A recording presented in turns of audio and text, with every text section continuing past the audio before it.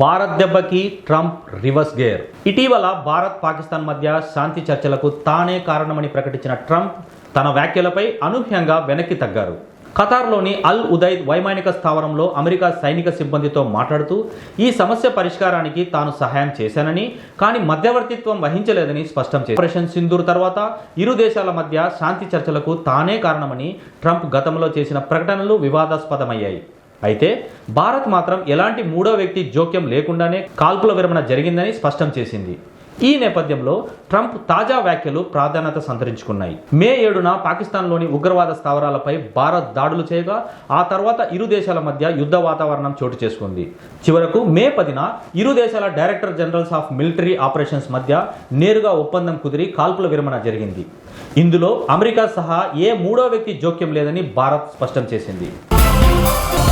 రెండు దేశాలతో వ్యాపారం గురించి మాట్లాడినట్లు ట్రంప్ చెబుతున్నారు. ఇరు దేశాలు అంగీకరించాయని దోహాలో అమెరికా దళాలకు తెలిపారు. కాశ్మీర్ సమస్య ద్వైపాక్షికమేనని, ఏ విదేశీ శక్తికి పాత్ర లేదని భారత్ తన వైఖరిని తేల్చి చెప్పింది. ట్రంప్ వ్యాఖ్యలు ఈ ప్రాంతంలో అమెరికా పాత్రపై చర్చకు దారితీశాయి. అయితే ట్రంప్ వ్యాఖ్యలపై నేటిజన్లు మండిపడుతున్నారు. ఇప్పటికే సుంకాల విషయంలో ప్రపంచ దేశాల నుంచి ట్రంప్ తీవ్ర విమర్శలు ఎదుర్కొంటున్నారు. ట్రంప్ ముందు తన దేశంలో ఉన్న సమస్యలను సరిదిద్దుకోవాలని, తర్వాతే వేరే దేశాల గురించి ఆలోచించాలని హితవు పలుకుతున్నారు. మరికొందరు ఈ వయసులో ఇలాంటి రిస్కులు ఎందుకంటూ సెటైర్స్ వేస్తున్నారు.